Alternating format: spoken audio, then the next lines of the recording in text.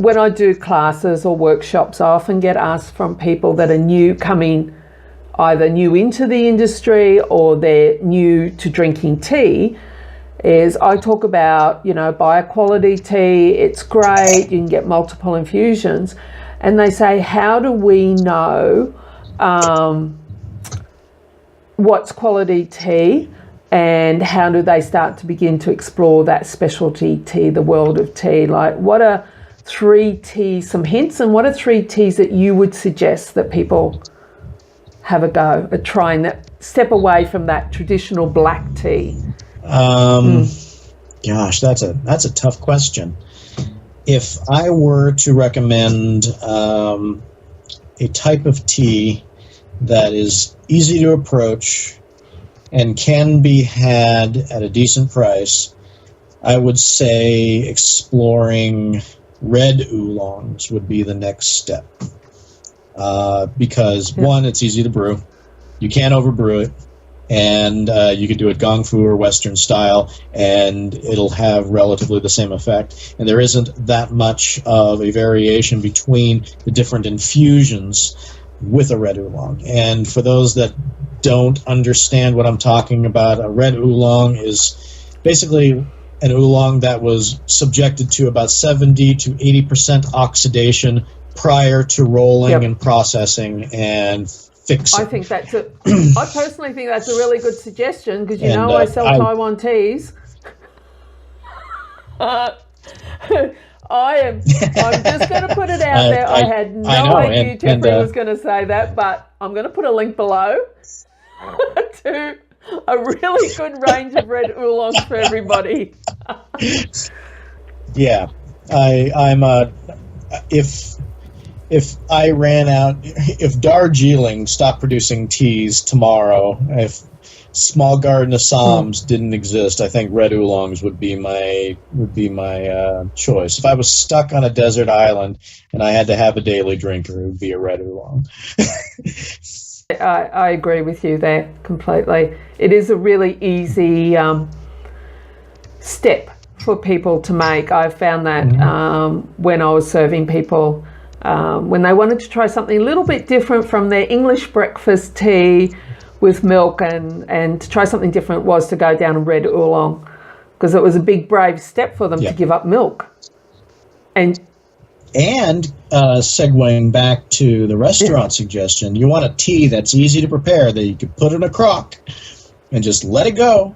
Red oolong is your choice. Now, granted, it's not going to be cheap to do that, but it'll be worth it, and they'll thank you. Even my Earl Grey drinking, swigging friend liked a Vietnamese red oolong I had brought over for a gathering. So it's reliable. I also like it because it's, even as it lowers in temperature, it's still a good drinking tea. And it gets fruitier when you lower the temperature, or when the temperature lowers. I mean, it doesn't get weird. Exactly. It's a sweetness there, and then chill it. Wow, it's just as nice, or cold brew it. I've never done that. I've never cold brewed. I've never had a cold brew that I liked, that I've prepared personally. So either I'm doing it wrong, or I just don't like cold brewed tea. It could be that. It could be just not your thing, like with your receptors in the mouth, like whether you like hot and cold and salt and sour and sweetie. It could be just something like that. Well, I like iced tea fine, but iced tea is more of a flash in the pan, whereas cold brewing is more of a slow percolation. And I don't know if it's the slow percolation or what, but I've always found it to be tea flavored water, which is what tea is, but even more so. It's very diluted. Yeah, I sometimes wonder, it's like the temperature, similar to white wine. Some people serve it very chilled, but I prefer it. I know you don't drink alcohol, but I prefer it in more just below room temperature, because otherwise you just mask all the flavors. It's too cold. I used to drink white wines occasionally, and I preferred the sweeter ones, and I preferred them at room temperature, particularly if they had a higher mineral content, like a good Mueller-Thurgau or something. They were better at room temperature than they were chilled. Chilled, it was kind of like, why does this taste like flat champagne? Yeah, you're right. You're actually right. That's exactly the taste it is. And that's terrible. Flat champagne. It's a terrible taste. It's like, wow, this is like the worst New Year's celebration ever in my mouth. Exactly. You're absolutely right.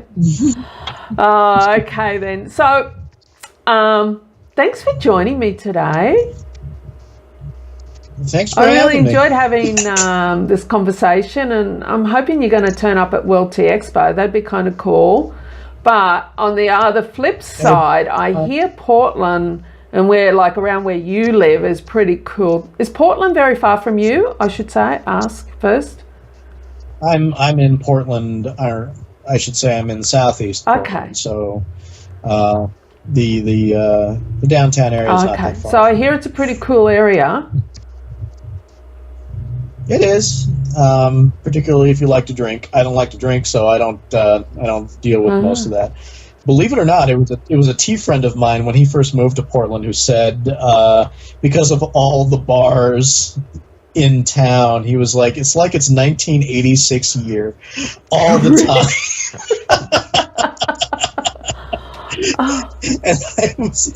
And I wanted to. I'm just like, gosh, yeah. If you tagged a keyboard tie on people, it would be 1986. But luckily, I mean, even though it's not a very cohesive scene, there is a tea scene here that does cater to whatever the needs are to the drinker. You want something urban, there's plenty of urban tea shops. You want something mindful, there are a couple of those too. Some that I even like to hang out at. And if